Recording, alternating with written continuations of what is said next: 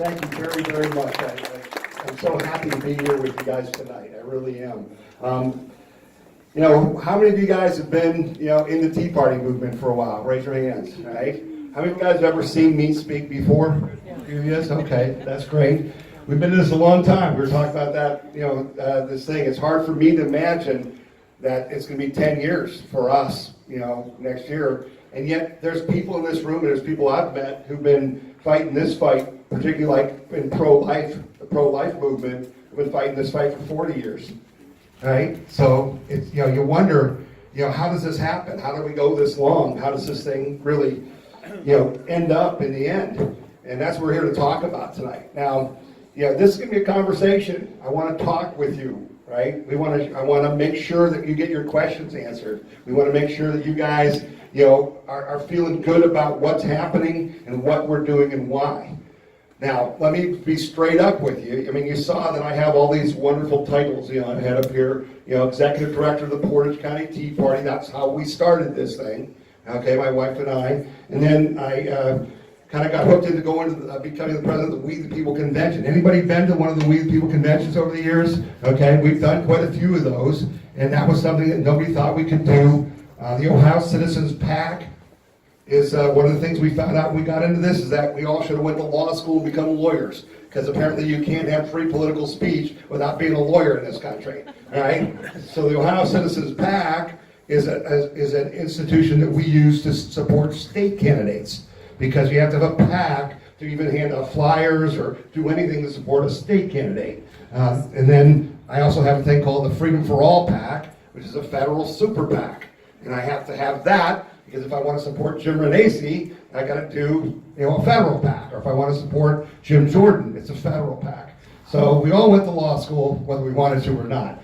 And I haven't graduated yet, but I'm getting there. I am the past president of the Ohio Liberty Coalition. It's now called the Ohio Liberty Council. It's now the Ohio Liberty Coalition. It was the Ohio Liberty Council. And we're one of the groups that took on the IRS when they targeted you and I from the Obama years. So we won those two lawsuits.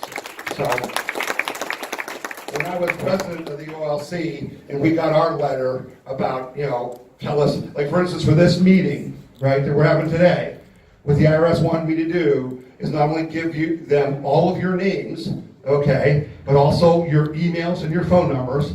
And if you were from a group like Kelly is, they wanted me to give them her federal ID number, okay? And then they wanted me to give them all the video from this and all of my slides and all the handouts for every meeting we ever had.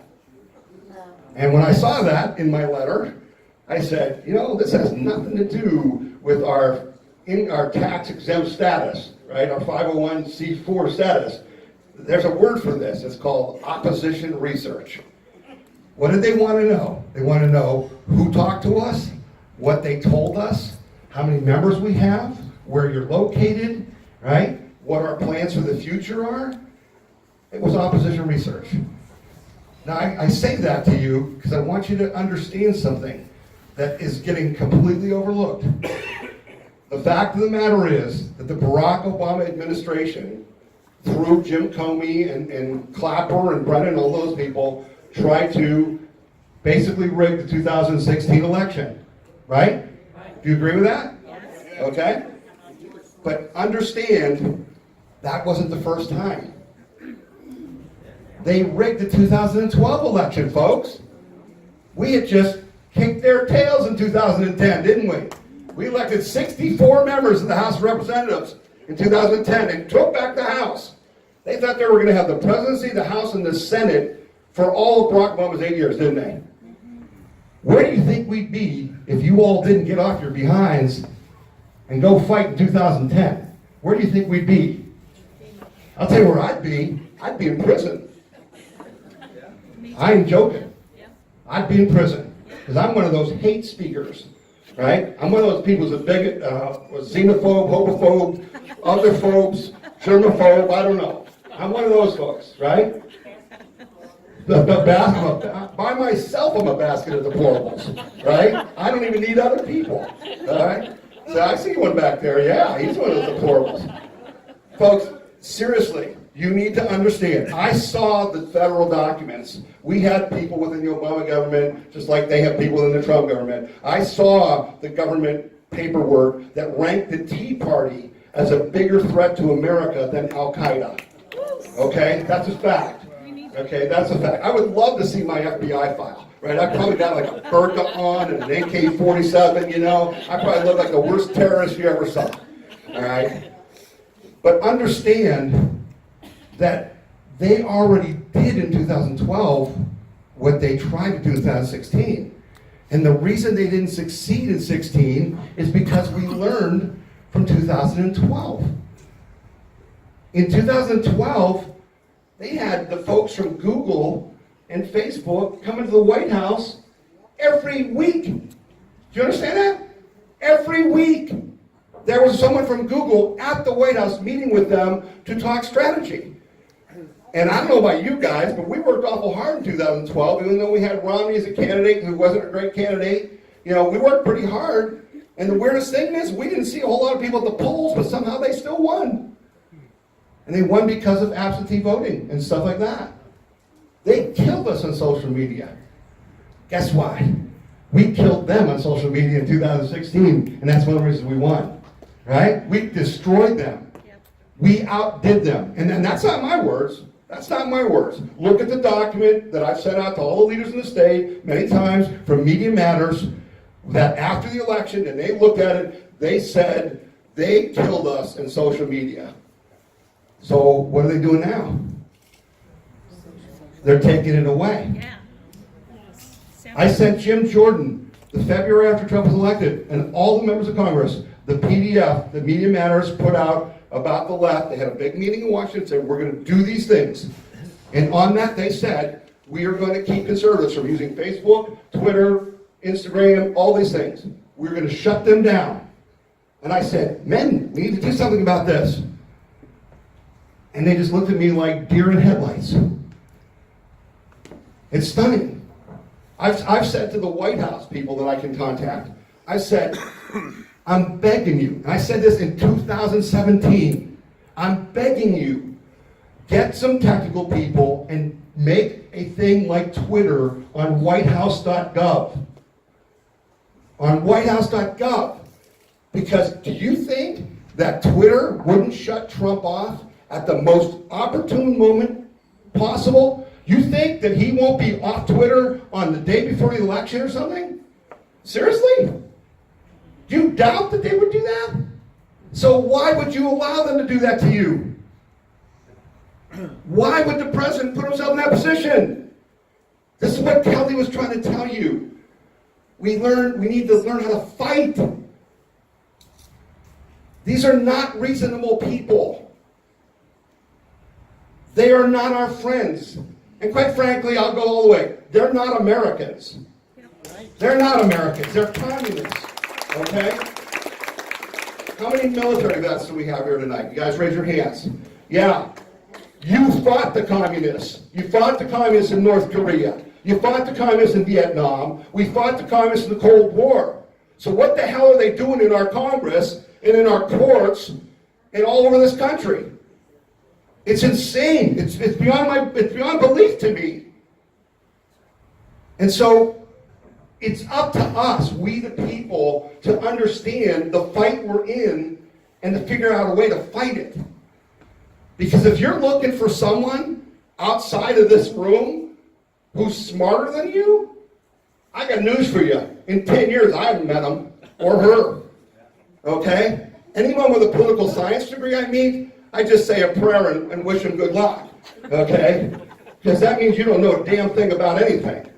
All right? Flat out. You'd be better off getting a women's studies degree. Okay? So understand that. Donald Trump says in his rallies, doesn't he? He says, we're smarter than them. We are.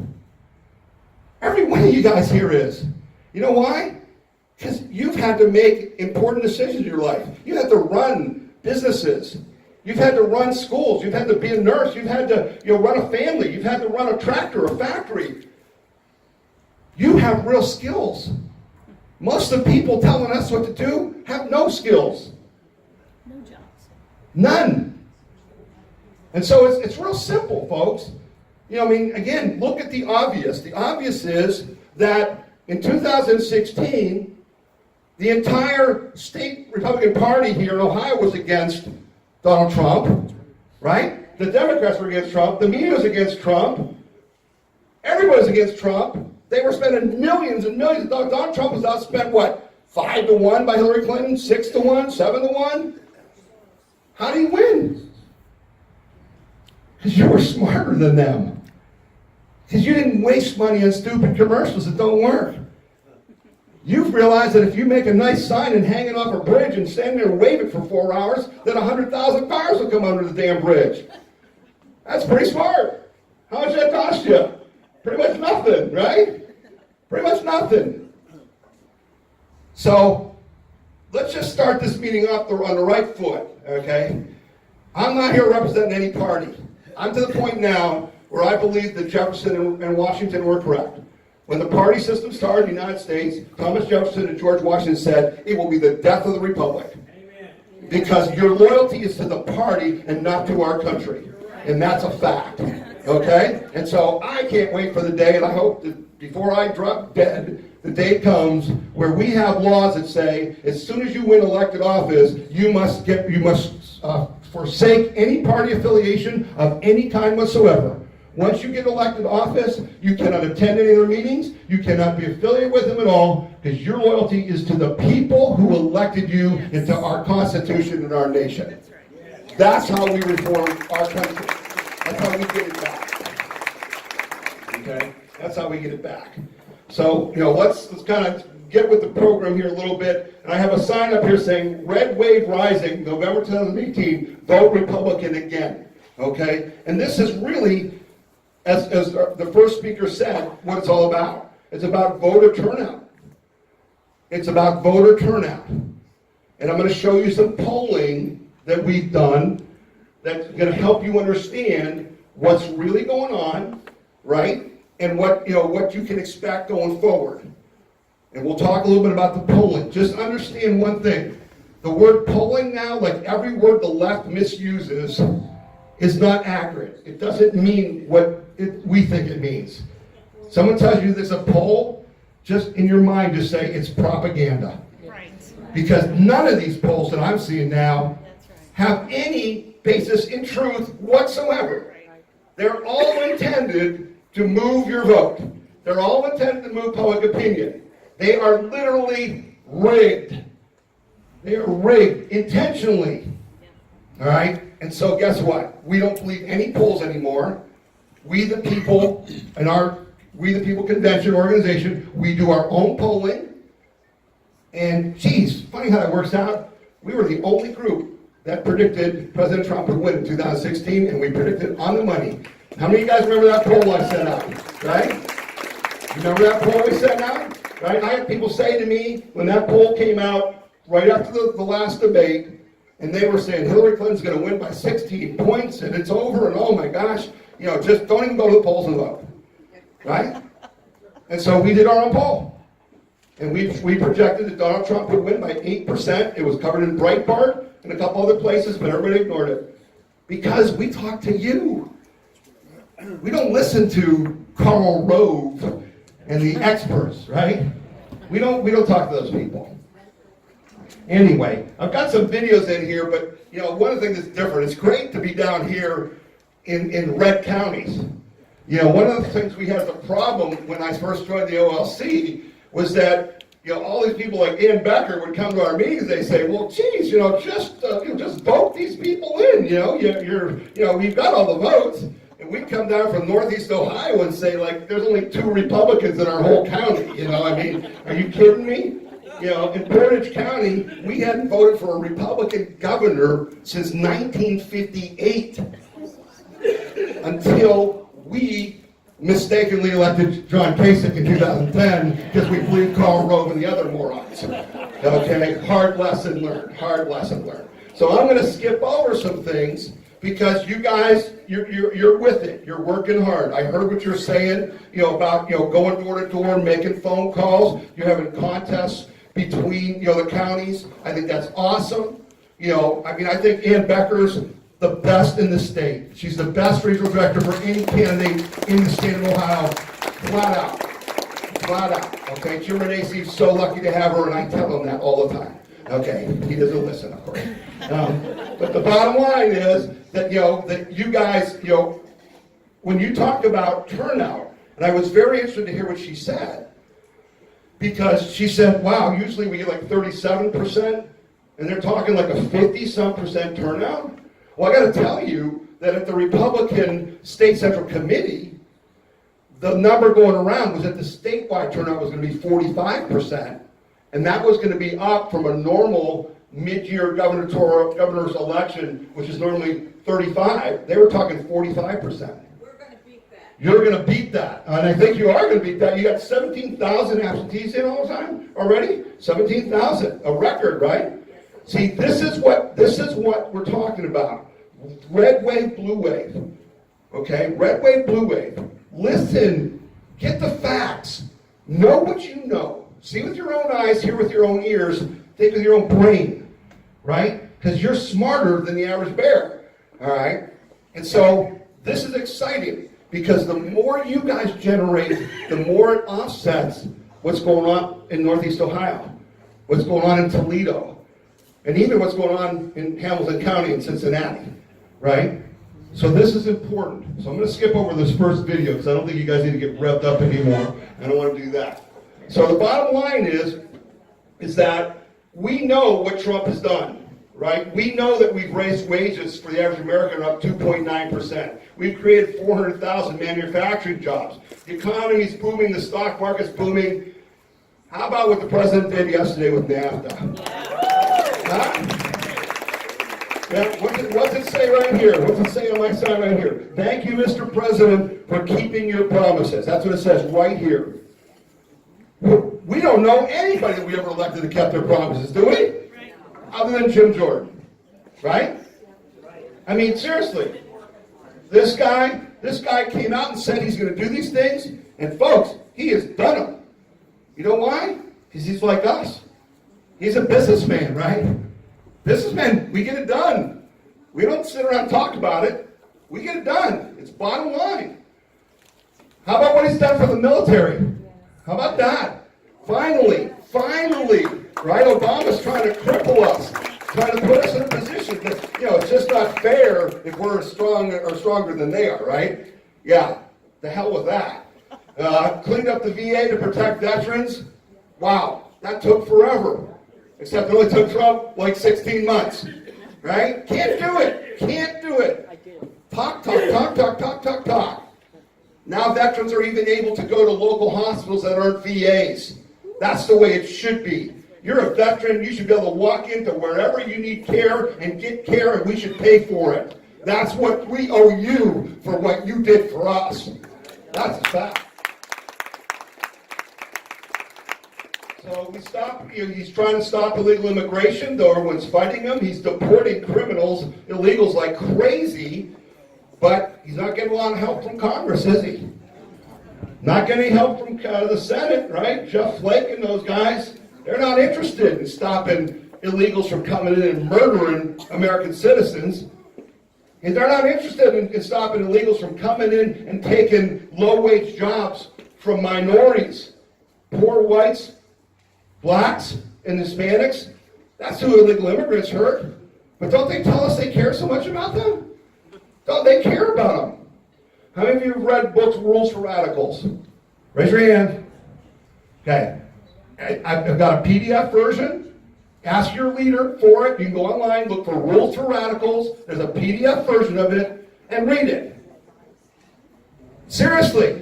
You cannot be an American citizen and understand who you're fighting if you don't read that book. It's only going to take you one night. You may want to throw up a couple times during the book.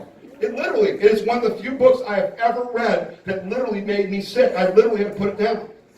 Because these people are just flat out evil.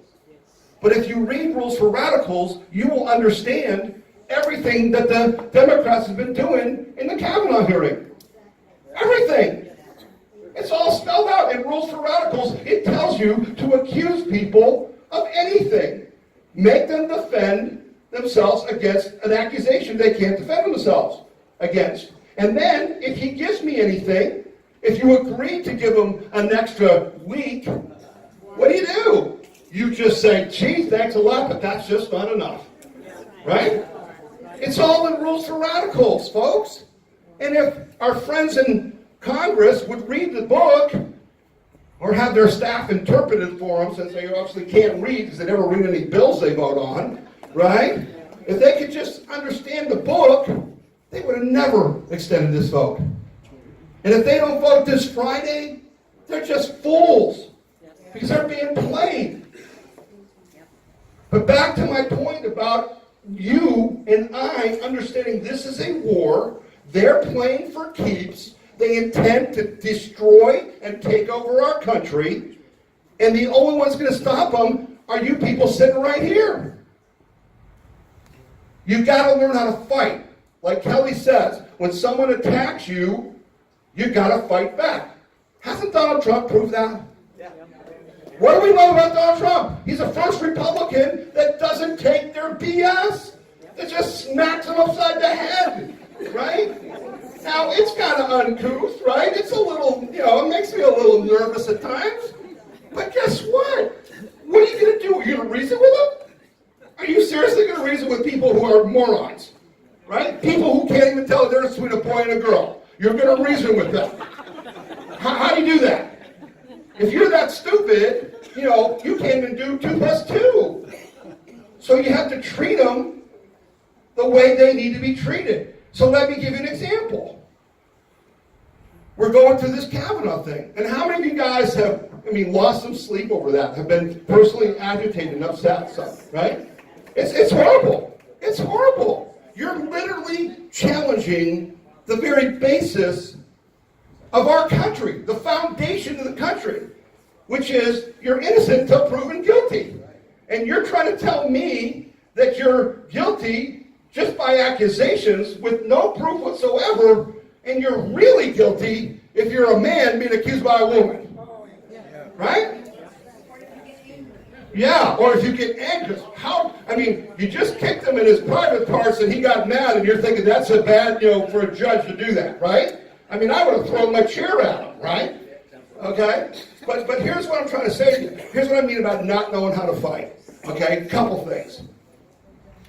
I was listening to Rush Limbaugh yesterday, and he talked about the fact that he had a transcript in his hands from a conference call that happened last week with all the lefty groups talking about which Republican senators they could flip and how they could flip them. And they talked about setting up Flake in the elevator, right? And having these 2 activists corner him in an elevator that's only open to the senators, right? Only open to the senators. And boy, just by accident, a CNN camera happened to be there, right? What a coincidence, right? What a coincidence. They just happened to be there, and it just went viral right afterward. Oh, it's stunning. No, it's not. It's all pre-planned. Here's what I mean about not fighting. Why? And I tried to figure out how I could get a hold of Kavanaugh's lawyers or whatever. If Tom Zawistowski is Kavanaugh, and Rush Limbaugh says he's got a transcript of a conference call that shows this entire charade is about delaying tactics and trying to continue this, I call a press conference for yesterday afternoon, and I wave that around and I say, here is your proof, this is a fraud. This has nothing to do with about my past or these false accusations. This is a plan by the left to keep me from getting on the court illegally. I demand that we vote tomorrow. Now, what are they going to do? How come she gets to make all the demands? How come the Democrats get to make all the demands? Why don't we make some demands? What has Donald Trump taught us? He's taught us that you can't play by their rules because they don't play by the rules. They change the game. They make their own rules. If Kavanaugh comes out yesterday and says, here it is, proof that they're conspiring to delay this for political purposes. They don't care about these women. They don't care about anything but power. And I demand a vote tomorrow. Amen. Then they've got to change completely. Right? So now what happens to MSLSP? What happens to CNN? What happens to all those people? What happens to them? They got to report on it, right? Kavanaugh's saying, I want to vote tomorrow. So what are they going to say to their TV viewers? They're going to have to say, why do I have to vote tomorrow? And then they're going to have to say, well, because there's this document, which is a transcript, and here's all the groups that were involved who are planning to rig this thing. And you get two things done. You convince all the people to support him, support the left, to see that they're fools. You prove the media was lying to you, and you get Kavanaugh voted on and passed with a lot of Democrats voting for it because they wouldn't want to be associated with that memo. Does that make sense? Okay? I mean, I'm a short, fat Polish guy from Akron, Ohio. Like, I don't have all the ideas, right? I don't have a political science degree either. Why didn't they do that? We don't know how to fight. We don't know how to fight. But we do. The people we elect don't, but we do. And I'm going to show that, maybe I'll show that Lindsey Graham video again. Okay? We'll show that video, and we'll talk about that a little bit. So hold on a second. So this is what Trump has done. Okay? If you like what Trump has done for you in America since you elected him, if you don't vote this December, the Dems will take it all back. You are voting to protect your prosperity. Vote Republican again this November. Understand this, if you understand anything you get tonight. This is not about them. This is about us. We vote for us. We the people. We are a nation of the people, by the people, and for the people. That means that we vote for what's in our best interest. We don't vote for Republicans because it's in their best interest. We vote for us. And I'll prove that to you because you already did it. In 2016, how many of you, and you be honest with me now, how many of you had Trump as your first pick? Raise your hands. Yeah, I think there's some liars in here, but okay. I'll go with that. I'll go with that. How many of you didn't have Trump as your first pick? Right? Cruz, Rubio, right? Whoever it was. Maybe Bush even, who knows? But when it came down to it, and we particularly had this issue with our Christian friends, because how could you vote for someone with his background? We had a lot of conference calls. I was on a lot of conference calls with pastors and with Christians, Christian leaders in Ohio, trying to make the case that God doesn't always choose people who are saints to lead his people, does he? Right? Read the Bible. There's some nasty people in there, right? God uses everybody in his own wisdom. But we had to vote for us. And so what I was able to get the Christians to understand was, don't think about it about you're voting for Trump. Think about it that we're voting for us, and what we want is Supreme Court judges and religious freedom. So you're going to vote for Trump, but that's because he's going to give you religious freedom to Supreme Court justices, right? And that's why he won. Because we voted for us. And that's what we're doing again this year, all right? That's what this is all about. If you don't turn out and vote, this is what we get. Trump impeachment hearings for 2 straight years, right? End of the tax cuts and our crumbs. They want their crumbs back, right? Well, continued open borders, no border wall at all. 62 investigations into every Trump agency and appointment. Fact, I'm not making that up. The Democrats got together and had a meeting about 3 or 4 weeks ago to talk about, if we win the House, what are we going to do? They didn't even talk about policy. They didn't even talk about, we're going to have a new, Obamacare plan, or we're going to, give more welfare to people, or we're going to give citizenship to illegals. They literally said they were going to have 62 House investigations of Republican and Trump appointees. Take what you have just seen with Kavanaugh and do that for 2 years. Take what you've just seen with Kavanaugh and have them do that to every Trump appointee in every division of the federal government. How horrible is that? How horrible is that? That's what their plan is. That's what their plan is. So folks, there is no option. We must win. We must win. There is no option. Let me just ask you straight out. If they win the House, and God forbid the Senate too, they win the House, and they go after Trump for the next 2 straight years, do you think he wins in 2020? If he survives, whatever they do to him? Because again, remember, this is the party of accusations and no facts, right? And this is the party with all the media behind them to substantiate their accusations with no facts. Folks, if we lose this election, we will never see the likes of another Donald Trump again, ever. Because they won't make that mistake again. They underestimated you. They just blew you off. You guys, particularly in Ohio, you're nobodies. You're worse than a basket of deplorables. You're just idiots. You think your manufacturing jobs are coming back, for goodness sake. You think you're going to mine coal again. You're just crazy. They will never make this mistake again.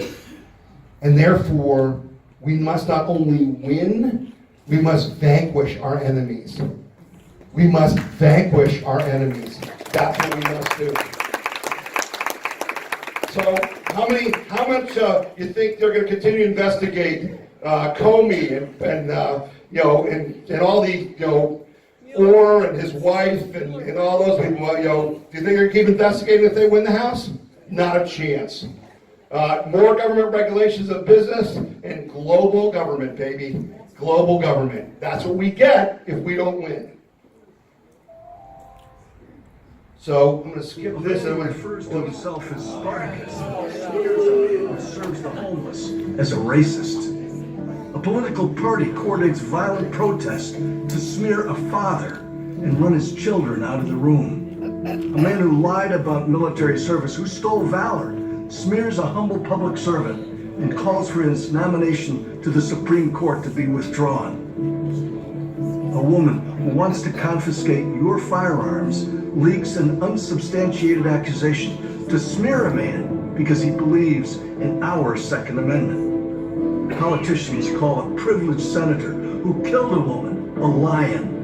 And now they smear Brett Kavanaugh as a threat to women. Since the election of Donald Trump, the character assassination of good Americans like Brett Kavanaugh by those with half his intellect and a fraction of his virtue has been unconscionable. I didn't hold dying Marines in my arms defending freedom, so corrupt politicians could disgrace their heroic sacrifice. We, the people, denounce their character assassination, their hypocrisy, their lies, and we proudly stand with Brett Kavanaugh. And we, the people, will bring dignity back to our democratic process.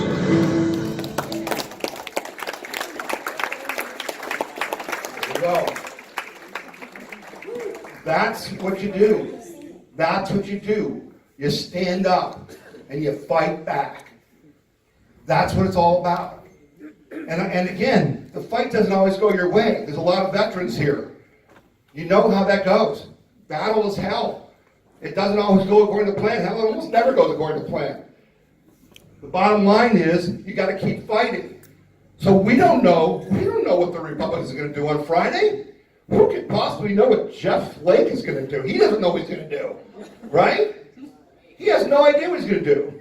But I heard some interesting things today. I don't know if you heard this, but if they don't confirm Kavanaugh, Trump is going to re-nominate him after the election, right? He's going to tell you and I, okay, these people wouldn't nominate him, So let's have a referendum. Let's vote this November.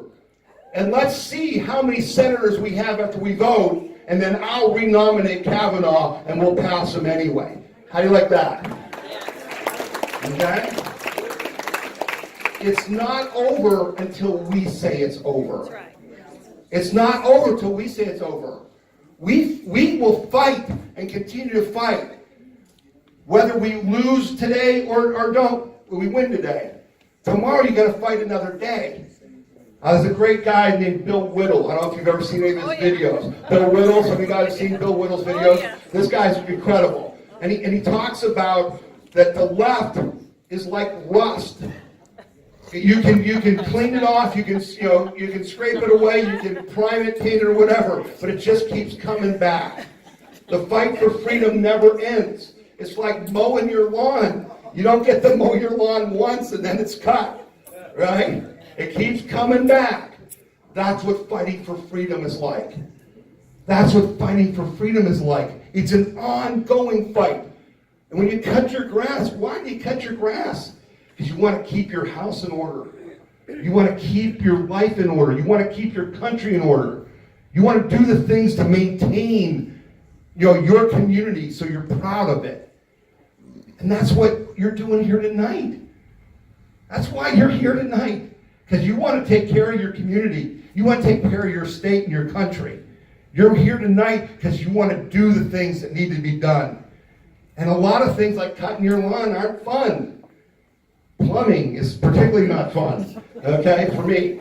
So you got to do it, though, because it's your house and you got to take care of it. All right? You got to take care of it. Fight like the Buckeyes did Saturday. Fight like the Buckeyes until the last minute, right? You keep playing. And that's like the Cleveland Indians, Tito Francona. They play to the last out. And I love that. Let's look at this next slide here. If you get out and vote, this is what you get. More jobs and prosperity. We will get a border wall. We will get a border wall. But we aren't getting it yet. We're going to have to fight for it. They're still, in this next budget, they aren't even insulting us by putting in, the proverbial $1 billion for the $25 billion wall so you can pretend that you're making progress. They aren't even wasting their time with that. This next bill has nothing in it for the border wall. Nothing in it for the border wall. That's okay. We will get the border wall. We just got to fight for it. Free market healthcare system. Folks, this is critical. And listen to me. The one thing that I regret so much about what we were able to do, see, if you think about the Tea Party movement, what you have to just flat out admit that the Tea Party movement was built on Obamacare. Is that true? Yes. It was. I mean, they said tax enough already, and our first meeting was on tax day and all that. But what galvanized us was Obamacare. And that's why we elected all those people to the House. To do what? To vote against Obamacare. That's why we elected Senator Scott from Massachusetts to stop Obamacare. All right? Why? Why? Well, we knew that Obamacare was bad medicine. We knew it was bad economics. But that wasn't why. It was a liberty issue. Obamacare was a liberty issue. If you study history, you look at any communist regime, you look at any dictatorial government ever in the history of the world, the first thing they do is offer you free health care. Because if I control your health care, Obamacare was a liberty issue. It's about freedom. And we forget that. Tom, Yeah. what did he do with Iran? Obama. What do you do? All the money that he sent For health care, right? Or for free health to her. care? No, not what they told us. No. No, what did Obama do about with Iran? He sent them all that money. Oh, sure, because he's trying to help them. Oh, yeah, the Iran deal, right. I mean, that was critical. But what I want you to understand is we need a free market healthcare system because the only way in the history of man you can ever get an ever-improving product for less and less money is through what? Competition, capitalism. If you have government health care, what do you have? No competition. You have the VA. Do we want the VA for everyone? We didn't even want the VA for the vets. Okay? This is what you need to understand. We need to think for ourselves and know that if we ever want to have the health care that we can afford, we need a free market health care system. And the reason so many people in Washington, and boy, so many people here in Ohio, and Mr. DeWine just said in the debate yesterday, he's for Medicare expansion, right? Because guess what? They got millions of dollars from the hospital associations. Look around the state. Look around here. There were probably 4 years when the only building you saw going up was a new hospital. Where the hell did they get the money from? Got it from you. They stole the money from you. They gave you crappy health care at high prices so they can build these unbelievably looking, buildings that aren't utilitarian. They're monuments to stupidity. That's not an accident, folks. There's probably only, 12 hospitals in all of Ohio right now. All the little hospitals got what? Bought up, right? All those community hospitals are gone. All the doctors over age 55, where are they? Gone. They're gone. Are you a doctor over 55? No, I'm sorry. What? That drives up the price. What's that? Does that drive up the prices? Having older doctors? Having fewer consolidating these hospitals. Oh, well, it drove up the prices because there was no price competition, right? So think about it. These are fundamental issues that affect all of us. That until Donald Trump, nobody talked about it. They didn't talk about that. We get a new attorney general and deep state convictions if we get out and vote. How many of you want that? Right? How many of you guys want that? Right here, deep state convictions. Ladies and gentlemen, you need to clearly understand that based on what we have seen lately, I'm not sure that any of us have had a free chance to vote in our adult lives. You tell me that every candidate wasn't picked for us by the deep state in your whole life. Yes. You tell me you ever got to vote for anybody other than Donald Trump. Think about it. When you saw Bob Dole's a great American hero, a veteran, all that. You really think he was the best person to run for president of the United States? No. John McCain? Think that's a good choice? Right? Okay? Folks, they are trying right now to overthrow our government. It's undeniable. And guess what? It now looks like our allies, Britain and Australia, were in on it. Did you pick up on that? When Trump said, I'm going to declassify the information the House wants, I got a call from 2 heads of states, from 2 of our allies saying, gee, we kind of don't want you to do that. Guess who's talking about?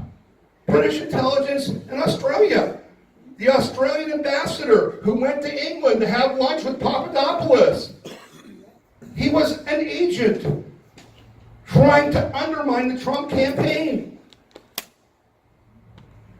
There's a word for that. It's called treason. Yes. And I don't want to hear anything about, Rosenstein might get fired. Oh, that's real punishment, right? If you're a government employee, yeah. What are you going to make for the rest of your life? How much are we going to pay you for the rest of your life? Get fired?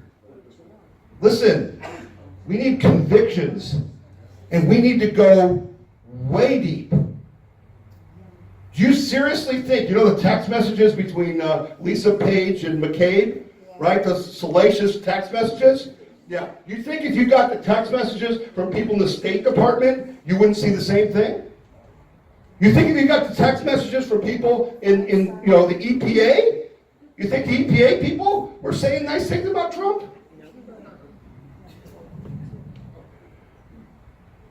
When I say vanquish our enemies, that's what I mean. We need to clean house. Yes. Because guess what? Have you been watching the Project Veritas videos? Yes. Now, did you see them interview the guy from the girl from the DOJ and the guy from the IRS and the guy from the State Department? Right? They said they're what? They're Democratic Socialists of America, didn't they? And they're in the Trump administration blowing things up. And you can't fire me because I work for the union. Right? Think about that. How much would your business, how would you stay in business if you had people who were undermining your business every day? Destroying records, sending in false information. We cannot accept this as normal. It's not normal. It's a threat to you and I. It's a threat to our lives. Answer me this question. If 96% of the people in the District of Columbia voted for Hillary Clinton, how in God's name can you elect Donald Trump to be president and have his policies implemented? 96% of them voted for Hillary Clinton. I didn't make it up. Go look at it. So here's what I think about, right? Because there's bad people and there's bad systems. And we've got both, but you got to look at them separately. So here's Donald Trump, who got elected on what? Big ideas. Build the wall. Get out of NAFTA. We're going to get no more TPP. Going to get rid of the Paris Accord. Right? We're going to create new jobs. We're going to get rid of rules and regulations. Big ideas. What's he do in 2020 when, heck, he's almost accomplished 3/4 of them in 2 years? How about this idea? How about our federal government is too centralized and doesn't serve the people? Amen. How about if the EPA needs to be located in Dallas? And how about if the Treasury Department has to be located in Kansas City? And the HHS needs to be located in Pittsburgh. The UN in Ethiopia. Yeah, the UN, the hell out of our country. The UN, the hell out of our country. Those people get out of our country, okay? The UN is out, all right? But the fact of the matter is that if we decentralized our government, there would be people like us working in it. Do you understand that these people really don't have a clue how you live? Have you been to D.C.? Okay? It's like freaking Disney World. I mean, I say, put a fence around it, make it an amusement park, and move the government to Kansas City. Okay? Because go visit the museums, but my God, these people are nuts. And they are. They don't have a clue what it's like to live in Dayton, Ohio. They have no clue. And I don't mean that as a pejorative. I just mean if you've never been there, if you never went to school with anybody from there, if you never had any connection, how would you know? So how are they going to make policies that affect you every day when they don't have a clue what you do? And these are the kind of ideas that we need as a people to have put into policy. But the problem is we're in a representative government with no representation. Right. We have no representation. Let me just make this point. Our problem is real simple. We'd have a lot better government if we had more auto mechanics and realtors and nurses and plumbers who are now in Congress than lawyers, okay, and consultants. That's what we need. We don't have that. That's what our founding fathers said this is all about. And we don't have that because they've rigged the system so that money and special interests can tamp down any decent person that wants to run. And that's what we've been fighting all this time. You had a comment? Yeah, what would you do with the Department of Education to abolish it? Abolish it. What? There's nothing in the Constitution about the Department of Education. Nothing. Again, our government is doing so many things they have no business doing. We wanted limited government. That's what we wanted. Yeah. Hey guys, just real quick, the Tea Party that rented the room, they had to actually spend quite a bit of money, and I'm a Catholic, and if you have to pass the hat twice, it's okay. So if you didn't have a chance to donate, feel free, a couple dollars, $5, $10, We got a $100 bill, we'll take it. But I'm gonna walk around again if you didn't get a chance to donate the first time. Thank you. You know, as one of those Catholics that know about money, let me tell you. As a Catholic, I know that's true. I know that's true. So, the bottom line is that we have to understand what we are trying to accomplish. What are our top priorities? So, as a person who's considered a leader of the Tea Party movement, every day I think about strategy and tactics. I think about what is in our best interest, whether it's a specific issue or a specific campaign, what is in our best interest.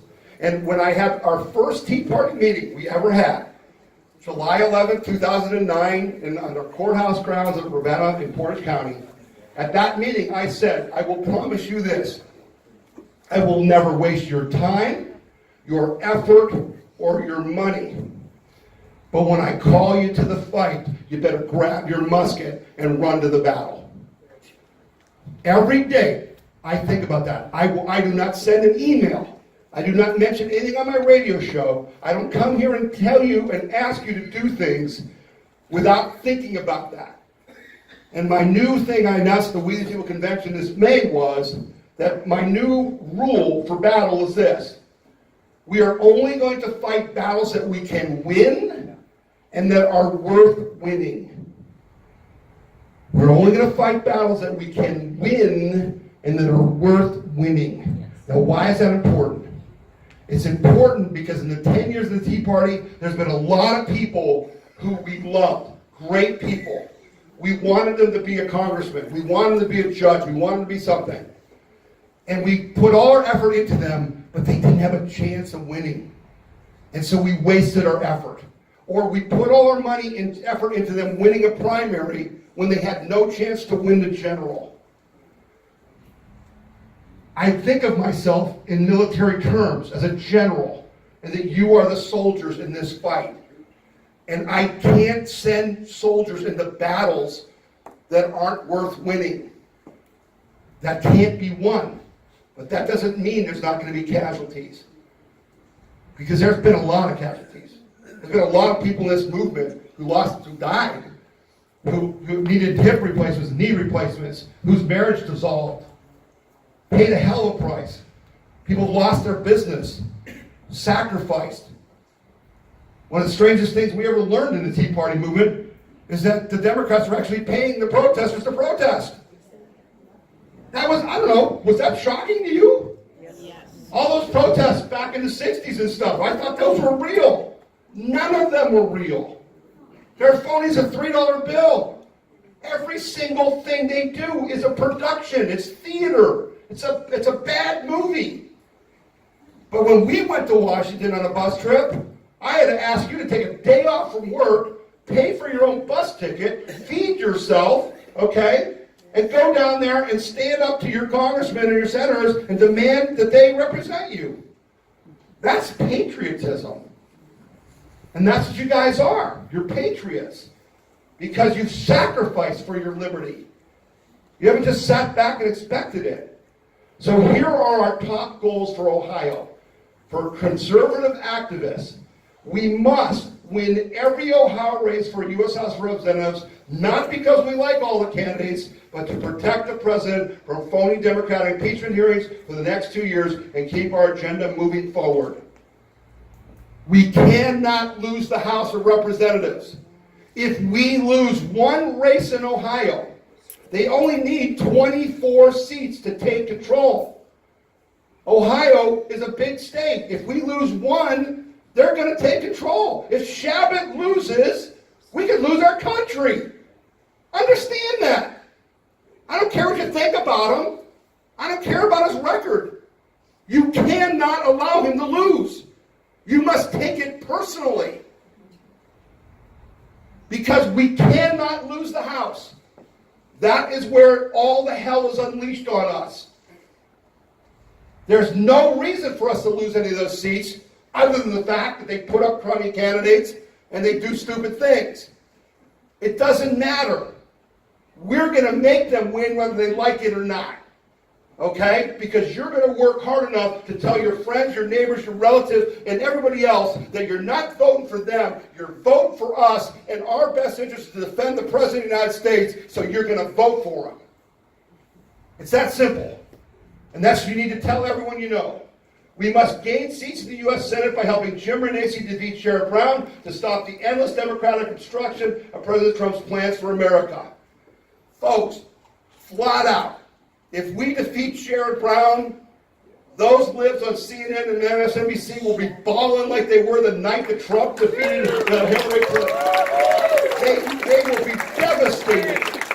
He's the poster child for the commie party, right? He's the head commie. They'll need a rubber room. They'll need a rubber room. We'll be happy to supply it at Guantanamo Bay. Okay? All right? But here's the bottom line. And I'm going to show you the polling. Because they're trying to tell you, and they're actually telling Republican donors that Renacci can't win.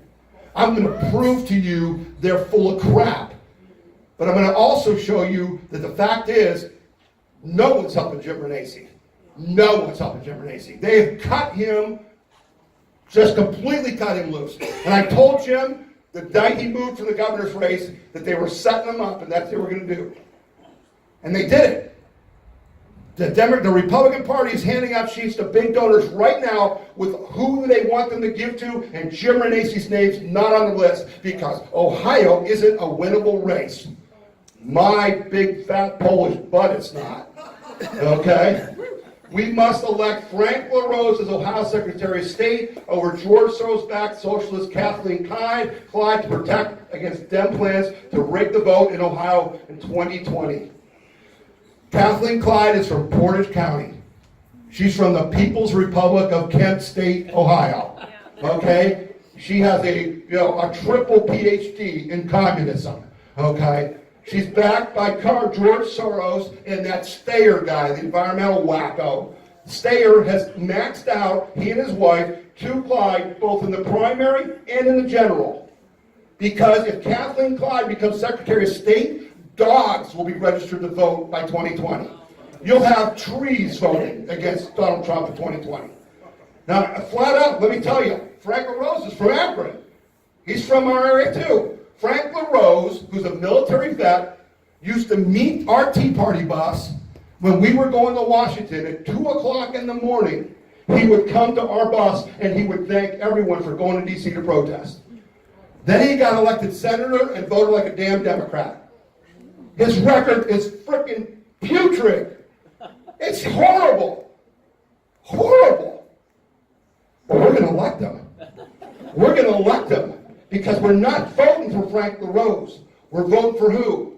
Us. We're voting for us. And we don't want George Soros running our Secretary of State's office.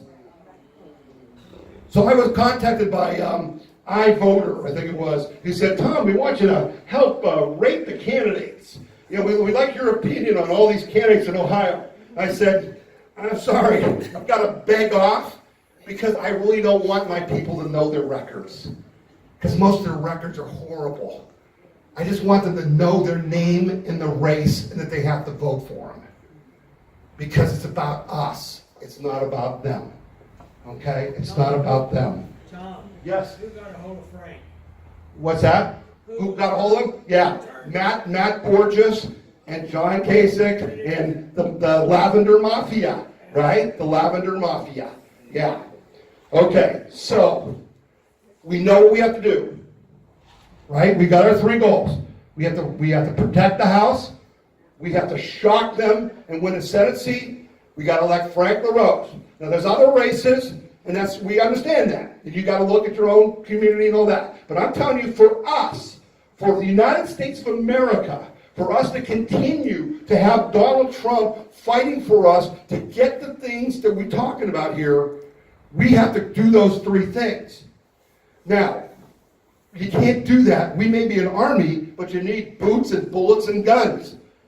In 2016, the key event in that election, and Nan and I were talking in the car with David Conti from the NRA on our way down, is David Conti, who's our NRA rep for the state, and I met at an Arthur Treacher's restaurant in Cuyahoga Falls. And we sat down, and it was July of 16. The convention had just ended in Cleveland. John Kasich didn't go to the convention, okay? The Republican Party in Ohio was literally not having any materials for Trump in their headquarters. You could go there and say, I want to go door to door for Trump. They would say, you can't. We documented that. And David Conti and the NRA and I sat in that Arthur chairs and said, it's only us. It's the Tea Party and the NRA. That's all we got. And I said, David, you know, if you will give our people the weapons we need to fight, is that appropriate? The NRA give us the weapons we need to fight? I'd love that. I'd love that. Okay? Which in this case means, you know, phone capabilities, walk lists, door-to-door materials, those type of things. I said, if you will arm us, I guarantee you our people will come out and fight this fight, and we can win this race. And the NRA, I mean, I can't even explain to you, because every other group we ever worked with, and you guys worked with CCV and AFP and the Romney campaign and all that, they treated us like idiots, right? We would be reading these scripts for Romney, and the people would be hanging up on us and saying, these scripts don't work. Kelly Cole is shaking her head. And we'd go to the Romney campaign, and again, we're winners. We're fighters. We know what to do. You wouldn't just say, oh, they're hanging up on me. Poor me, I'm a snowflake. I can't call anymore. You would sit down and say, this script sucks. I'm going to write a new one, and I'm going to send it to you. And we did. We redid their TV commercials. We did their radio commercials. We sent them their scripts. You know what they said? We're political science majors, and you don't know what you're talking about, so just read the script. Yeah. How many guys remember that when we asked Romney for signs, they said signs don't work? Yes. Am I kidding? You know what Romney said? Well, we don't believe in signs, so if you want signs, you got to pay $5 for them to pick them up at the thing. Do you remember this? Yeah? Yeah? Had to pick up a sign. You got to pay for your own signs. Jeez. I thought there were a lot of Trump signs in 16, weren't there? I think that had a little effect, maybe. I think maybe we were right in 2012, and we weren't the dumb ones, but they were. Okay? So I was driving down today, and I called David Conti, because guess what? 2016, you know what we did? Yeah, we made more phone calls than all the other swing states combined. We knocked on more doors than anybody had ever done in the history of NRA activism. We were superstars. We said we would win, and we won going away by 8%. Let me tell you, the NRA loves you. The NRA respects you. And they are with us in this fight again today. So if you look at your little sheets of paper on your table, it's not just that you needed a beautiful picture of my smiling face. On the back of this, you will see all the tools that you need to fight this fight. Now, what's great is your people are here from the Republican Party, and they're offering signs and door knocking and all that, and you should do that if you can. But if you're looking for some way to work for the win, it's the NRA. And if you go to that nragrassroots.ivolunteer.com, which is the first thing up here, you can register, you can make calls from home. They will set up a call center for you in your group to come and make calls if you want to get together. They have door materials.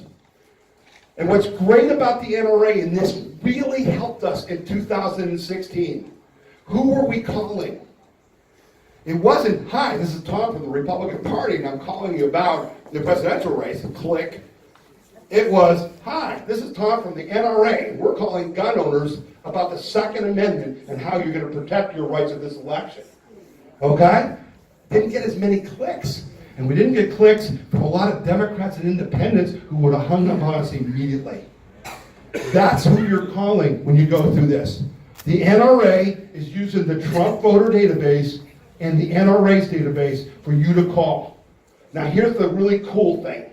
So you're making your calls, and you're basically entering them in like a lot of us have already done. You know, on the phone you can say they're a yes, you know, they're going to vote for, you know, Jim Renacci, you know, so you just put that on the phone, or they're a no. But the people that you identify as undecided, What's great about this is once you make that call and I find out, that he's undecided, then the NRA has a whole program to send him a direct mail piece, to have someone come knock on his door, and then have someone call him again before the election.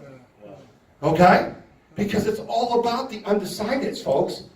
The people are going to vote for Renacci, the people are going to vote for Renacci. The people are going to vote against them, the people are going to vote against them. It's the undecideds. But we don't know who they are unless we call them.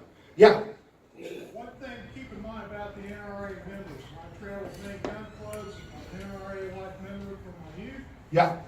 is strangely, gun owners are 50% Republican and 50% Democrat. They are. That's why that works. That's right. This is the one issue we can bring them over to our side. You're exactly right. Exactly. It was a unifying issue, and because Clinton had come out and said, I'm going to take your guns away, it was an easy sell, right? So now you got Brown, who's got a horrible record on guns, right? He's an F. And you got Renacci, who's an A. All right? So we've got that message, but we've got to make the calls. Now, we're doing good. We've got he's doing a phone bank tonight. He's got another one tomorrow. He's got another one the next night. But they're looking for about 10,000 more calls a week. Now you go, 10,000 calls, oh my gosh, it's a whole lot. No, it's about 20 people working an hour. 20 people working an hour. Okay? The people in this room, we could be doing 100,000 calls. Okay? You can call from home. You don't have to get together. All right? You just go to the NRA Grassroots, ivolunteer.com. You sign up. They'll contact you. Okay? And you've got the weapons you need. And then what's going to happen is, as they see areas that are weak or where we think we need door stuff, they actually have door literature to hang on the doorknobs and stuff, okay, that they'll give you. And he told me today, which I was shocked, he's got Shabbat materials. He's got materials. They're worried about Shabbat, so they're going to try to help him. So they actually have door-to-door materials for Shabbat. So that's a great thing. So what they're doing, and this is important, because I told them about our goals. I said, our goal is to protect the president. The first thing is Congress. So what they're doing is on the calls you're making, the majority of the calls about Jim Renacci, but if you have an incumbent congressman, which most of you do, who's a Republican in your district, the call will also say, and by the way, are you going to vote for Weinstrup? Or by the way, you're going to vote for Shabbat? By the way, are you going to vote for this person? So they're helping us on both counts, Renacci and the House. So this is your first stop. All right, it's on the back here. Next thing, you talked about slate cards, and they're very important. They do work. I mean, I know in the 10 years almost that we've been in the Tea Party, what happens at our house, and my wife gets to answer the phone all the time, is people just call me up and say, Tom, who should I vote for? They don't care about their record. They don't care about anything. They just trust me. They say, Tom, who should I vote for?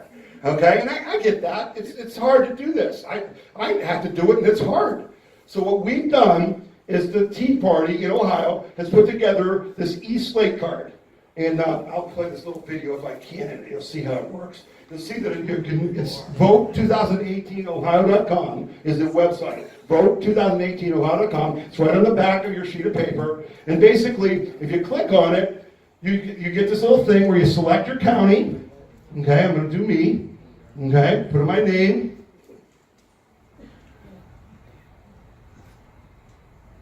And then just the numbers of your house. So 2549 is ours. And then hit submit. And it basically will generate the voters of that residence. And then it will give you a slate card with everything all the way down to issue 1 and your judges and everyone. When I showed this to Micah Derry from AFP, he literally almost fell over. The Republican Party doesn't have this. The AFP, the Democrats don't have this. This is available to anyone in the state of Ohio, and you can have it on your phone, and as you can see, you can actually print it out. So you can actually put in your mother-in-law's or your uncle's or your friend's street address and print it and go hand it to them. Yes, ma'am? Is it recommending the judges there? Yes, it is. It's not just the list of who's running, you're recommending. And we're recommending. And these recommendations came from Tea Party people over the state. What John McAvoy said is, I'm putting this together, tell me who should be on the ballot in your area. So this is the first time we've ever been able to put in one place a list of all these people. Okay, and for the first time, judges who we've always done a horrible job with, because we never got there. And so this is going down to county commissioners, common police court, all that stuff. Okay? So it's the eSlate card. This is the address, vote2018ohio.com. Anyone in the state of Ohio can do this, okay, and print it. All right? So this is another tool that you've got to use. If you want a large sign, I have, and it's Greg here tonight. One of the guys, Greg Ballison, purchased 5 of these signs for down here. They're going to use them for a sign wave on Thursday for one of the groups. And basically, these signs are big. For a $150 donation, you get a 12-foot by 6-foot sign. That's bigger than that screen. Okay? For $75, you get an 8-foot by 4-foot, and for $50, you get a 6-foot for a 3-foot. That's going through the Freedom for All pack. Basically, it's been working out great. It's almost exactly what it cost me, including shipping. Yeah. Wayne Township, for instance, is now charging individuals on their property to have a sign. Oh, you're kidding me. Yeah. In Wayne County? Wayne Township. Wayne Township. They're charging individuals to put political signs in your yard? Okay, we need to talk to the 1851 Institute, Maurice Thompson, and he needs to sue the heck out of them. Because that's illegal. That you cannot do that. Okay?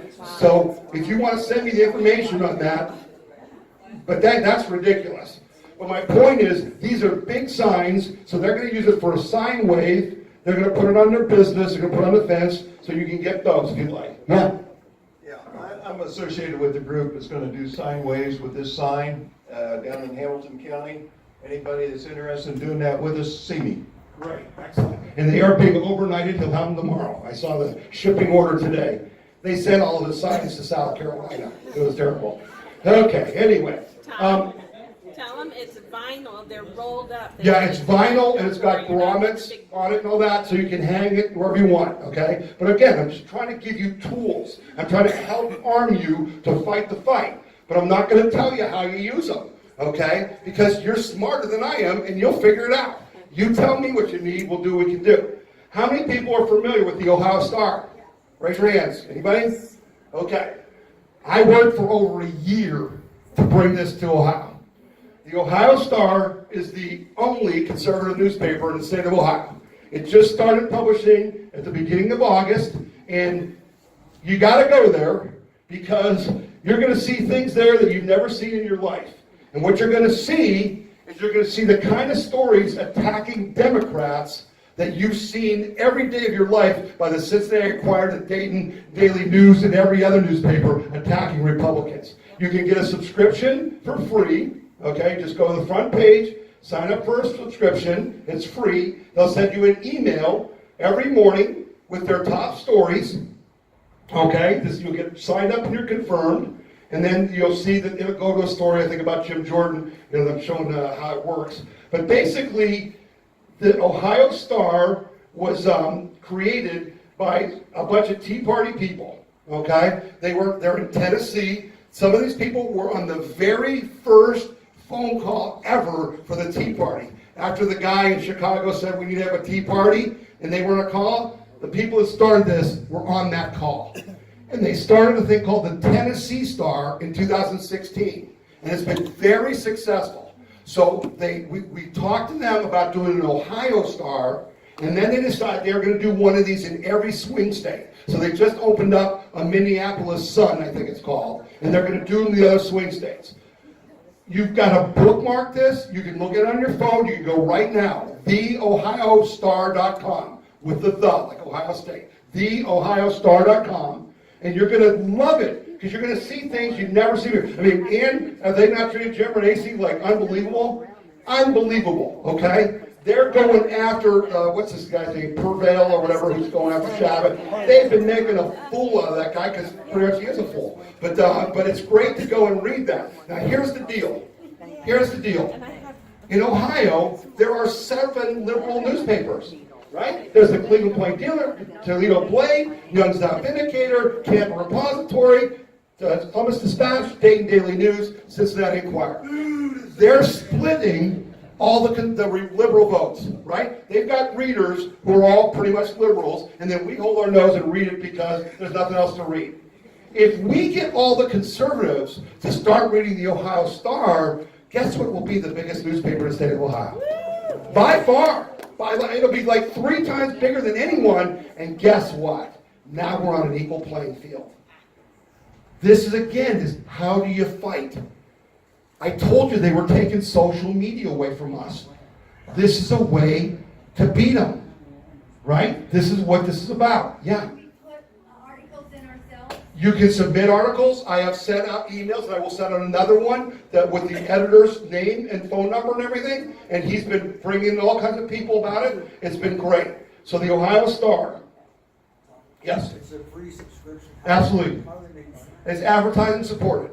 Advertising supported. And of course, after I introduced every one of our state office holders, Republican, to the editor, and they started running stories, I said, you know now guys, it would be great if you spend a little campaign money running some ads on there because they're helping you. Yeah. Have any of them done that? No. Okay? Because again, you're supposed to help them for nothing, but they won't help you. So if you know anybody wants to advertise that, from a statewide basis, they're looking for advertisers. But you're going to love it. It's really professional. Okay? It's really well done. Now, let's get to some of the facts, and then I'll get you out of here, okay? I told you, yes, ma'am.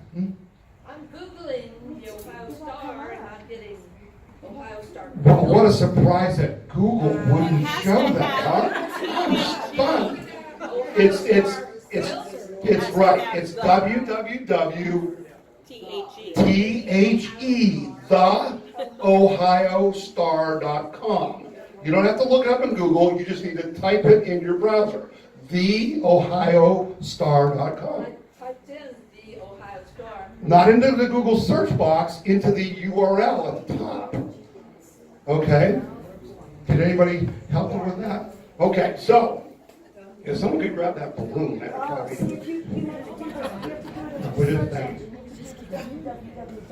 www.theohiostar.com, and then it will remember that and it'll start coming up.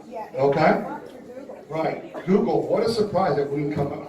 I'm stunned. It's like amazing they would do that. Okay. Now, so I told you that we did our own poll because everybody's talking about Renese's losing by 10 or 12 or 17, and literally, I was getting text messages a week and a half ago that the Republicans were saying, we're all losing. They're all losing. They're all losing. And I'm like, what are you talking about? I mean, you gotta be kidding me. I mean, some of these people like Yost and stuff like that, how could they possibly lose? The people they're going against have no name ID at all. Okay, at least you've been in office for a while. And so we did our own poll. Now, it's different about our poll. You will hear all the time they just say, well, in a poll of likely voters, that's their first mistake. How do I know if you're a likely voter? You know how they know? They go to the voter database. They go to the state of Ohio voter database, and they look and see if you voted in the primary before, if you voted in a midterm election before, and they look to see if you're a Democrat or a Republican, and then they sample out of that data. That's why they blew it in the Trump election, because people who hadn't voted for 50 years came out and voted, right? So what do? Right? I'm a common sense guy. What do? I go, geez, a poll should be a random sample. So what I do is I buy the White Pages database, because I'm not allowed to call cell phone numbers, okay? In Ohio, there's 5.85 million phones in Ohio. I buy that database, and then I give every single one of those 5.8 million phone people the same chance to be called. Okay? So what I do is I random sample everybody. And I come up with 56,000 people I'm going to call. Then I start calling 56,000 people, knowing that I'm only going to get so many that are home, so many that don't get voicemail, blah, blah, blah, with the goal of getting at least 1,000 people to respond to our survey. Now, when you respond, I don't know if you're a Republican, Democrat, Independent, Libertarian, Green Party. I don't know if you ever voted, if you're likely to vote, until I ask you. Because You're the only one who knows if you're likely to vote. I don't know if you're likely to vote. So we made our poll, and what is the likelihood that you will vote this election? Definitely will vote. And I just maybe turn this so you can see the numbers a little bit. Okay? So definitely will vote 90.42% of my sample. Okay? Which political party do you align with? 43.97 Republican, 36.43 Democrat, 17.11 Independent, 1% other parties, 1.59 did not answer. Now, why is that important? Because almost every poll you will see taken in the state, you will see more Democrats than Republicans. Almost every one. And so people will say, well, geez, Tom, your poll's off. Right? You must be mistaken. Well, we talked about a blue wave, right? Blue wave, they're coming to get us. Look out, get your life preserver. Right. President Ted Cruz, right? Yeah, right. So, blue wave. What happened in the primary? In the primary, you had Dennis the Menace Kucinich running against Cordray, right? Good national prominence, lots of money spent, should have been a great race. What happened in the primary? Well, 160,000 Republicans more turned out to vote than Democrats. 160,000 more. Funny how it works out. That percentage difference was about 9%. And where are we? Right? 44 to about 36, somewhere there, right? We're right on. I'm telling you, that's what's going to happen. Well, gee, guess what happens if like 8% more Republicans vote than Democrats? Maybe some Republicans will win, huh? You think that might happen? There's your red wave, folks, right there in black and white. There's your proof. There's a red wave, there ain't no blue wave. If there was a blue wave, there would have been more Democrats going than anything. That's bottom line. Okay? What? Anybody that has a phone and they do the search engine Yeah. on Star, go ahead into your phone and in your contacts. Yeah. I took a snapshot of the head page and I sent it out to 12 people already. That's what, okay. Now that's a good idea. Just get it out to everybody. Just send it out. Just keep going. I agree, and that's what we have to do. And same thing with the NRA stuff and the E-slate card and all that. Yeah. You said that Romney wasn't for signs, Right. But like, what is the correlation? Like AFTAB's getting a whole bunch of signs in big locations. Yeah, That's not a good thing. Well, it's not a good thing. What is the correlation? Is there studies as to if there's a sign, what kind of goes down? What really makes a difference, particularly, is in rural areas, signs are really important because they don't use a lot of the other communications tools. Okay? You're not in rural areas like around southeast Ohio, you're not getting many radio ads, you're not getting anywhere near the TV ads, so signs are much more effective. Okay? And see, with us, that's what we have to get because we ain't winning Franklin County and Hamilton and Cuyahoga, are we? So we got to get what happened in 2016 was that the really rural counties, Trump didn't just win them. My God, he won them 78-20. Okay? That's what you have to do, and that's why signs are important. So all things considered, now you've heard this, you go out and you look, you search on Google, and you will see every poll shows that Donald Trump is only approved of by like 38% of Ohioans. 38%. They actually put out a story that I saw that said in their poll, people were coming out to vote for Democrats to keep Donald Trump in check in Ohio. Really? Really? So, I asked the question, all things considered, if President Trump were on the ballot in Ohio this year, and he is not, would you vote for him? 51.67 said yes, 48.32 said no. That's pretty doggone good. Right? Yeah. Tom, I'm worried about the voting machines. Aren't these Soros's machines? The answer to that is no, mostly they're not. There are a few counties that have machines that were by that company that Soros bought, okay? But I think we need to go back to paper ballots. I think this is ridiculous to do these stupid computers. You do paper ballots, there's no cheating at all. And there are actually people moving towards that, voting to go back to paper ballots. But the fact of the matter is that it's almost impossible to massively change the vote with the electronic machines.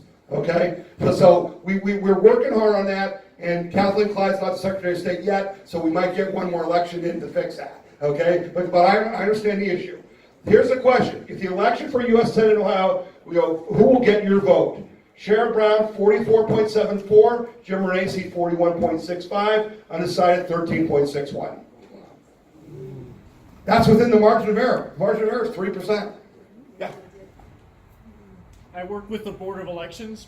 They still have paper ballots. I vote paper. You just go in, you say, I want a paper ballot. Yep. Yeah, and if you vote absentee, it's paper, right? If you vote absentee, it's a paper ballot. So yeah, you can still do that. So here's the bottom line, folks. Jim Renacci can win. What's that? 1 week. 1 week old. Those numbers are 1 week old. Now here's the other part. Of the undecided, of this 13.61%, 62% are women. 62% are women. So the whole issue about Sherrod Brown restraining order his wife had put on him for him abusing her is a big issue. Okay? And I've asked Jim I said, Jim, I know you don't have Sherrod Brown's money, but you're going to have to spend money. And I know you're going to try to spend money closer to the election. But I'm begging you to do an ad during the Kavanaugh confirmation because it turbocharges your claims against Brown. And he told me he would do it, but they haven't. Okay? And it will be a tactical error not to do that because he could swing a bunch of those people who are undecided. Okay? And let me quickly go through the other races just so you can see what they're doing. Ohio Governor, Mike DeWine is up 44.27 to 40.80. Again, within the margin of error. Undecided, 11.51. Dave Yost, he's winning pretty handily. 46% to basically 33.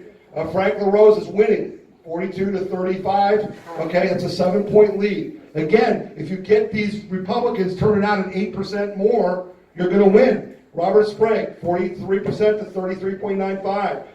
Keith Faber, 42.40, 36.29. And then the sample was 56.43, which is pretty good, actually. So, folks, you just saw with your own eyes, okay? This is our poll. This is nobody. I mean, literally, I do it on my own equipment. I don't use anybody. Okay, this poll costs us about $1,500 to do. They usually spend $30,000 in these polls. Interesting happened. When our poll came out and I gave it to some of the people that paid $30,000, they said, wow, your numbers are exactly like the ones we had. That's why we're better than them. We're smarter than them. We do it for $1,500, they pay $30,000. Okay? That's why we're the Tea Party. All right. Last couple things. Because of Facebook, all right, and I got to flat out tell you, I mean, I used Facebook to the max in 16. They have just blocked everything. We used to put up a video, spend $100 and get it to 30,000 people. Now it won't get to 3,000 people. Okay? They're going to stop us. So we're not using it. Okay? I mean, I post on Facebook, but I'm not going to spend any money. I'm not going to give them any money. Our goal is to put them out of business. We are currently using a site called MeWe.com. MEWE.com. It works just like Facebook and Twitter kind of combined. There's an Ohio Tea Party group on there that you can join. I'm on it. Go to MeWe.com. Okay, and it works great. It's just an alternative for now until we decide what we want to do, but I'm not going to use just Facebook. Okay, that address is also on the back of your sheet of paper here. Talking Trump with Tom Z. How many of you guys listen to the radio show? Got a few people here. Okay. You think I do the radio show because I got nothing else to do? You think I do the radio show because I make big bucks like Rush Limbaugh? Okay, good. I'm glad you guys are with me, okay? There's only one reason I do this radio show. So I can talk to you. I can't be here every week. I can't be everywhere in the state every week. So I needed a way to talk to you. So this is how I do it. Okay? And so the show is aired. I record it every Friday morning at 11 a.m. I do it live. I live stream a podcast at TalkingTrumpWithTomZ.com. You can watch it live.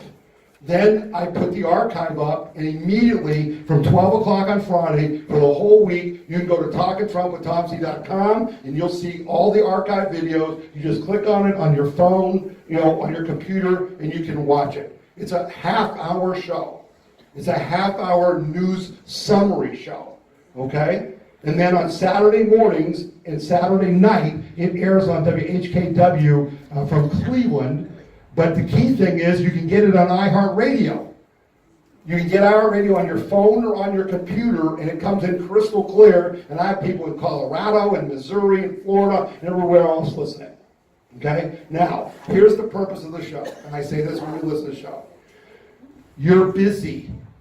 The news is driving you nuts. You actually have a job again. You actually are making money. So you're doing stuff.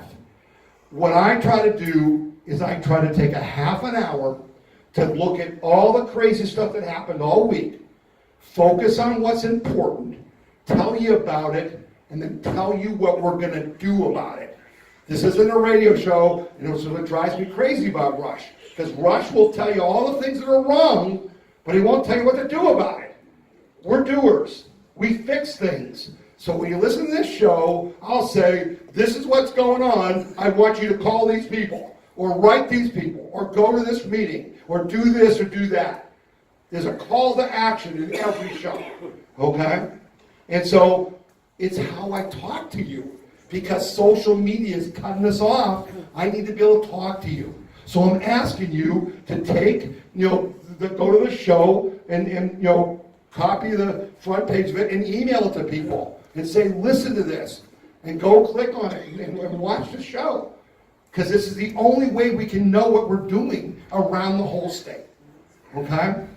So that's my commitment to you. So what have we done? Our goals are clear. 3 goals. We have to win every House seat. We have to elect Jim Renacci. We have to elect Frank LaRose. Everything else is gravy. Okay? Number 2, we're giving you the tools. The NRA gives you everything you need. You can go to that and sign up, and they'll give you whatever you need to fight. We got the E-Slate card, so you can tell people what to do, who to vote for. I strongly suggest that you urge people to vote absentee ballot. On the table back there, I put some out. There's some copies of the form that you can send in to request an absentee ballot. On the back here, there is the link, where you can get your E-Slate card. Ohio Star, is it on here? No, I don't have it on here. Shoot, sorry. I thought I had it on here. But you can go to Secretary of State's. Absentee ballot. Is it absentee ballot? That's right. That's absentee ballot's on there. If you go there, you can download this, fill it out, and send it in. Okay? Folks, if you have not registered, if you know someone who's not registered to vote, they only have until the 9th, right? The 9th, which is next Sunday. So if you know someone who just graduated from high school, someone who's just eligible to vote or whatever, say, are you registered? If not, print one of these out, ask them to fill it out, and mail it in. Okay? Then I want to encourage you to vote absentee ballot. Why? First of all, it saves us money. When you vote absentee ballot, as soon as your ballot comes in, every candidate knows that. And now they won't mail you anything anymore. They won't call you anymore. They won't contact you anymore, all of which costs money. So if you vote, you're saving all of our candidates precious money. Second of all, if something happens, someone gets ill in your family, you got to go out of state, you're going to be gone on election day. We need your vote. You need to bank it. The third thing is, it gives you the freedom to do other things on election day. Work the polls, stand outside the polls, and give out slate cards, wave signs. That's what we need to do. Okay? So I'm encouraging you to do that. Read the Ohio Star every day and tell your people, everyone you know about it. Do the E-Slate card, watch the radio show. It's real simple. We're going to decide this. We're going to decide the whole thing in Ohio. It's that simple. We get out and work. Folks, I guarantee you we're going to have a great night on election night. Great night. We cannot worry about Washington. We can't worry about all the craziness in the world. Donald Trump worries about that. All right? We have to focus on our job. Our job is to take care of Ohio. Kelly? I got a question, Tom. Do you get sponsorship for your radio program, or do you pay for it yourself, and can we take up a collection? What would be helpful? Well, the We the People Convention is funded by you guys. So, we have a thing, if you go to Talking Trump with Tom Z, there's a donate button. The We the People Convention is a sponsor. There's a donate button there. And so we get donations and we pay for it. It drives you crazy because back when that document came out in February of 17, after the election, that said they were going to cut us off from social media and everything, I went to AFP, Freedom Works, Tea Party Patriots, and Club for Growth or something like that. And I said, guys, they're going to cut us off. What we need to do is put together a statewide radio network. It'd be like Radio Free Europe, right? Where you're talking to the French resistance before you invade, all right? Let's set up a statewide radio network that will give all those groups a chance to message what they're doing every week, okay? And then when it comes time to fight, we'll have the communications things. Not one of them would do it. Not a single one of them. Not one of them. So we pay for it from donations. So if you want to donate, We the People Convention is a great place to donate. And you can donate anything you want. It is not, we don't report it. We don't have to, tell the IRS anything because we're not tax exempt. We never applied for it, anything like that. Okay, we're a taxable nonprofit. So you can help us with that. And generally what happens is when I have something big, okay, that we try to do, I'll call people around the state and just say, hey, we need $1,000, we need this, we need that. I'm pretty excited about something we're going to try for the first time, again, to fight the social media. And actually tomorrow, I have to go to the studios and we have to cut the commercial. I think we're going to spend about $16,000 and we're going to become a sponsor. You guys familiar with the Ohio News Network, ONN? Ohio News Network. It's a cable channel and they do some other stuff. They provide the news for about 100 radio stations around the state every day, all day long. So when you go to the news, top of the hour, ONN does that. Well, we're going to buy a spot in that, and in our spot, it's not going to be about any candidate. It's going to be trying to target certain groups. Like one's going to target men, the other one's going to target moms. And the spot is going to be something like, a woman, 40-year-old mother's, voice who's going to say, you think you're taking my family back to when we couldn't afford to pay our mortgage, and no matter how much we worked, both of us worked, we just fell further and further behind? No way. This election means a lot to us. I went to vote2018ohio.com to find out the candidates that'll help protect me and keep us going forward. Go to vote2018ohio.com and find out which candidates you should vote for. And by driving people to that card, that slate card, they're going to vote for the people that we want them to vote for. And we're going to try to pool them in a nonpartisan, we're not targeting Republicans, we're not targeting Democrats, we're just targeting us, we the people. So that's the first time we'll ever have done that. I'm pretty excited to see how that works out. So we've been working on that for a while. So we try to be creative. That's the key. People say to me, a couple things they always say to me. I get all the media people say, geez, Tom, the Tea Party's dead. You don't have meetings as often. You're not down in Washington protesting and all that stuff. What's happened? And I say, we got smarter. What's happened is we haven't gone anywhere. I said, you think it was a fad? You think you joined a Tea Party because you had nothing else to do? It's like joining a gun club or a baseball club? That's who we are. We believe this to our core. You think we would do all the things we did for no money? To be insulted and spat on and treated like crap in the media? To fight for our liberty because it was a fad? I got a clue for you. We didn't get paid. They did. Stop paying them. See how many of them show up. 0. Okay? So I said, you don't get it. We're here and we're not going anywhere and we'll turn out to vote. The second thing is, we don't have to hate your guts to vote. We don't vote on hate. We vote on love. We love our country. We vote for love. We vote for our children. We vote for our community. So I don't have to make you angry. I just have to give you the weapons. And the third thing is, I don't have to tell you what to do. Because you know. You guys I don't care if you want to make a banner and fly it behind your buddy's plane. I don't care if you want to paint your boat and drive it up down the river. I don't care what you want to do. Because that's how we win. Because we're a guerrilla army.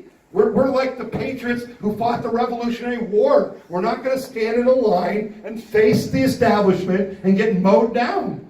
We're going to shoot your butt from behind a tree and then run away. Okay? Because we're not stupid. All right? We're patriots. So the bottom line is just do what you do best. Don't listen to me. I don't have to tell you what to do. I just need to give you the tools to do it. All right? If you have any questions, I'll be happy to answer. I know I've run awful late, but I really hope you felt it was worth the time. I hope you enjoyed this, and I hope it made some sense. Okay? Questions? Any questions? Anybody got any questions before we leave? I can answer. Anybody worried, wondering about anything? Yes, sir. Two things.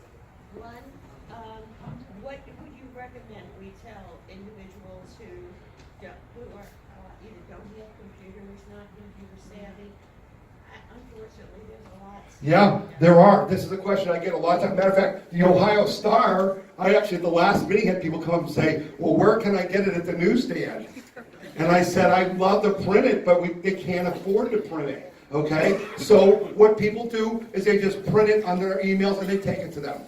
You can go to the Ohio Star and print a story and just take it to them. One sheet at a time. That's really all you can do. Okay? But the best thing you can do is print out their e-slate card and then help them fill out their ballot. That's the best thing. Okay. One more question. And the next question is the best way to get in touch with you if I find a place where you can speak? Yeah, if you just go to talkandtrump@tomz.com, you'll see a place that says email Tom. You just click there and say, hey Tom, can you come to this thing? And I'll check my calendar. I'll be happy to do that. Hold on a second. Yeah, go ahead. There is a change on this. The DeWine concert is October 13th. It is not this Saturday. It is the following Saturday at Jungle Gyms. Okay, good. Okay.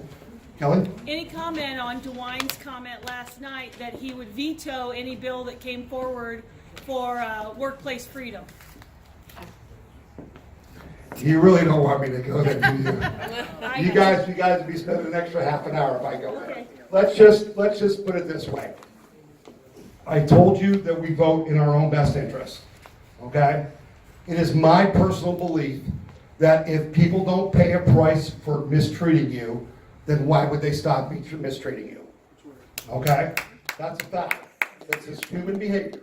The Republican Party, particularly Jane Timken, told us flat out that they would not endorse in the primary so that we could have fair primaries. And what did they do? They endorsed in the primaries and they rigged every race. That is not in our best interest. That is not in our best interest. So on the e-slate card, if you go there, we are endorsing the Libertarian for governor. Not because he's going to win. He has no chance of winning. We're doing that for two specific strategic reasons. One, John Kasich and his thugs were so power hungry that in 2014, he wanted to make sure that he had no opposition in his governor's race.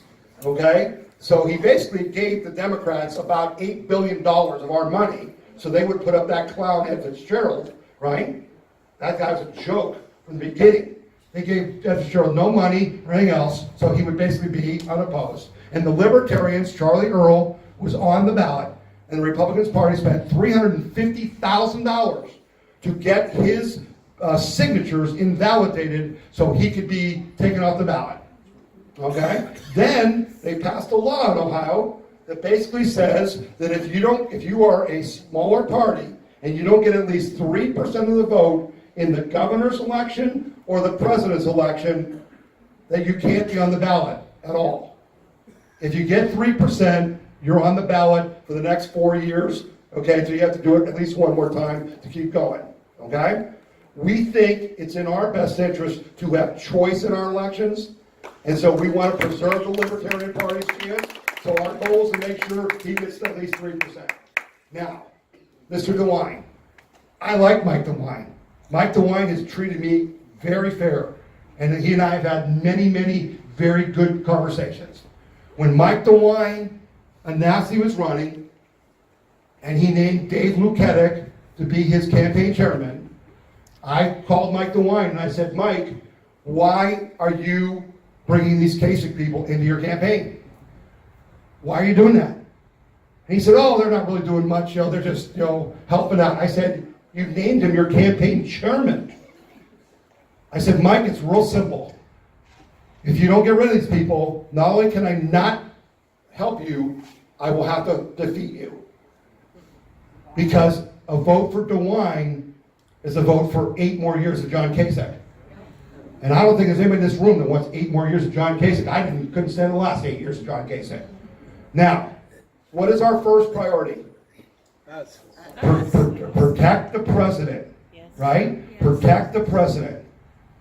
If all the Kasich people are in the DeWine campaign, if we elect DeWine to be governor, where do they get all their money and power to help John Kasich fight Donald Trump in 2020? Because what do they do now? What John Kasich does now, and I'm not making this up, folks, and like I said, I don't want to go on for another half hour, an hour.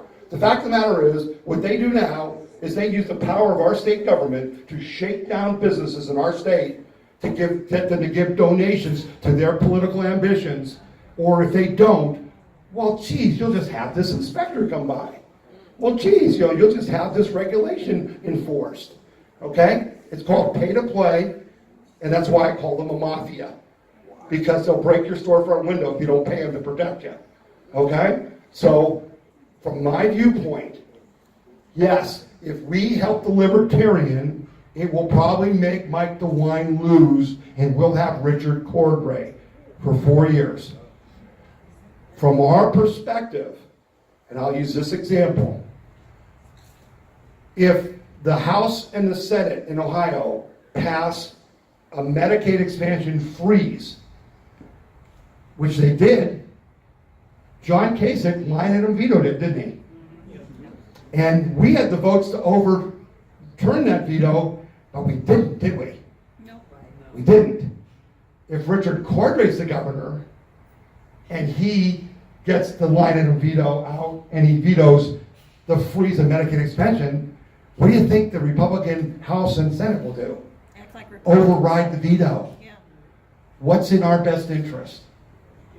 What we have learned the hardest way you can learn, and we're learning it in Washington now, is this uni-government stuff, the supermajority, you have all the power stuff, doesn't work for we the people. What works for we the people is divided government. The only way the Republicans act like Republicans in the House and the Senate is if there's a Democratic governor.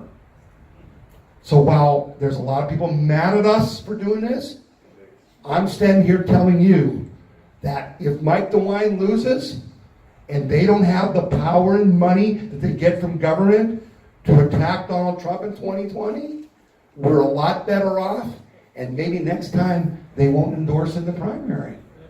Maybe. That's why we're doing it. Yep. You can disagree or not, that's our reason. Yes, sir. Hey, Tom, just to illustrate what you just said, under Strickland, 4 years, the entire state budget grew at 6%. Right. Under Kasich's first 4 years, it grew at 26%. Right. And I haven't seen the numbers for his next 4 years. You don't even want to see the numbers. I bet it's going to be 100% growth. You don't want to see the numbers. Again, look what we got, right? We gave them all, we elected everybody, including the dog catcher, right? We gave them every state office, the entire Supreme Court, right? Both houses, everything. And we didn't get heartbeat bill, religious freedom amendment, workplace freedom, Medicaid expansion. We got none of the stuff we wanted. Common Core. Yeah. Common Core. Yeah. So you can agree or disagree, but at least I'm being upfront with you.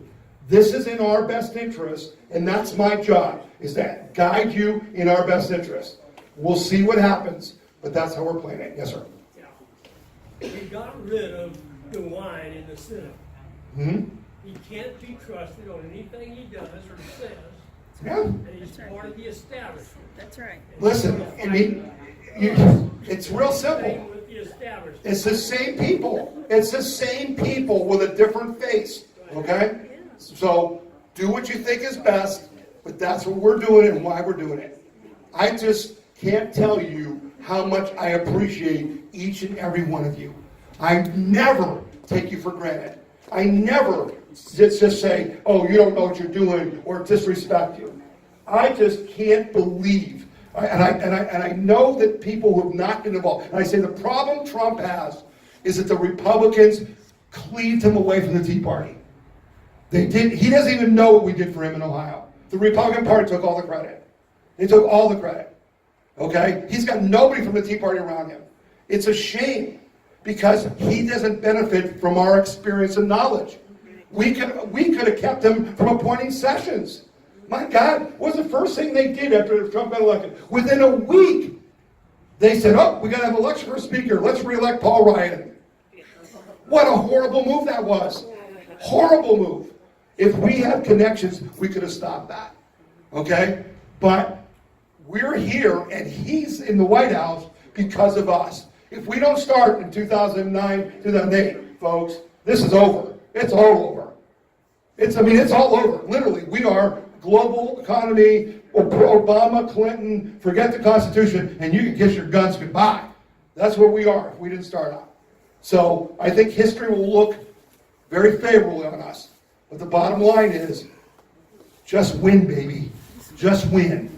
There ain't no, I have a saying that I like to say, it's really important. I have two sayings I'll quote you. I want you to have these two sayings in your mind. In one of my favorite books, The Last Lion, it's about Winston Churchill in World War II. Winston Churchill says, when they're telling him, make a deal with Germany, settle, okay? They're going to destroy you. You can't win. Settle. Winston Churchill said, it is not a choice to fight evil. You must fight evil. For if you do not, it will either kill you now or it will kill you later, but it will surely kill you. We are fighting evil, literally. It is not a choice. And unlike the rest of the world, there is no place for us to go, is there? There is no place for us to go. We need to stand and fight to the death, to our last breath. That's what we have to do. That's what we have to do. Everyone. And so the last thing I always tell people is this. When you're fighting for your country, there is no trying. You can't try to defeat the Nazis, can you? You can't try to defeat Imperial Japan. You don't try to defeat them. You must defeat them. So when you are fighting for your country, there is no trying. There is only winning or dying. When you're fighting for your country, there is no trying. There is only winning or dying. And what I mean by that is not that I want you to go out and shoot somebody.